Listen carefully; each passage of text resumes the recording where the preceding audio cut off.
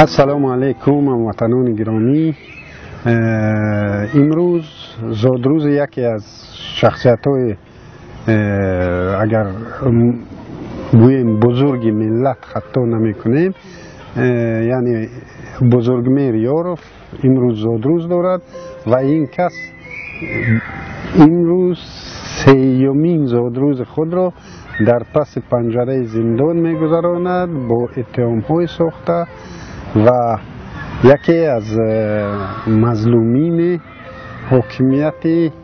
خودکامه دوشنبه امروز زادروز دارد. بنده میخواستم آن کس را با این روز فرخنده تبریک کنم، به تمام دوستان و خویش و پیوندانشان بردباری و صبر و تحمل رو میخواهم که و امید به آن میبندیم که در زودترین فرصت چه بزرگمیر و چه دیگر زندانیان سیاسی از زندان این حکومت آزاد میشوند و ما هممون در وطن در یک محیط سالم زندگی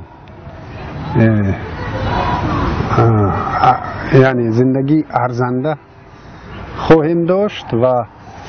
من میخواستم یک دو چیز رو قید کنم که با زندانی شدن بزرگمیر یاروف خیلی که هممون شاهد هستیم در تاجیکستان اصلا مفهوم حاکمیت سعودی، حاکمیت مستقل سعودی از بین رفت و امروز حتی انستیتوت ادوکاتور تاجیک به یک وسیله علاوگی جزادهی از طرف این رژیم شده است و اصلا امروز ادوکات اگر گوییم که در تاجیکستان انستیتوت ادوکاتور از بین رفت خطا نمی کنیم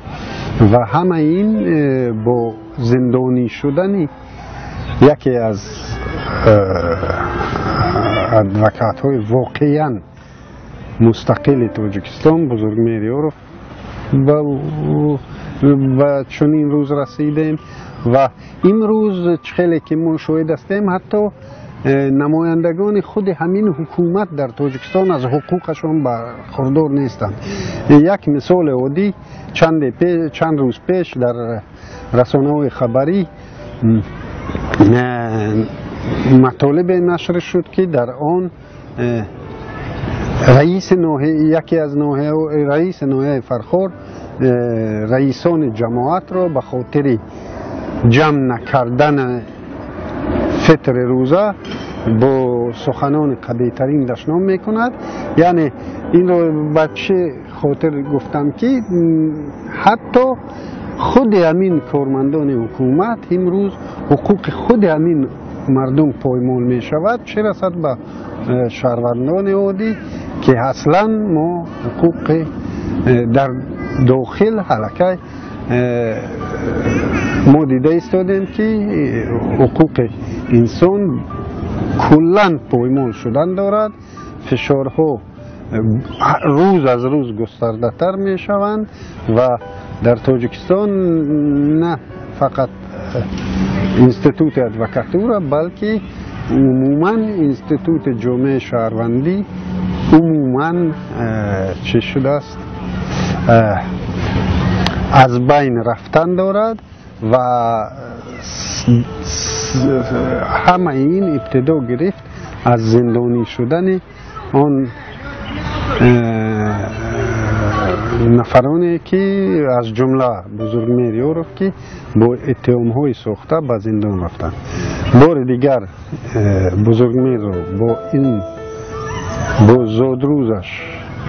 تبریک میکنم. با خویش و پیوندانش خواهان آنم که هرچه زودتر به دیدار بزرگمیر میرسیم هممون و انشالله این آخران زادروز خواهد بود که این کس در زندان آن را قید میکنه. تشکر دوستان برای دقتتان.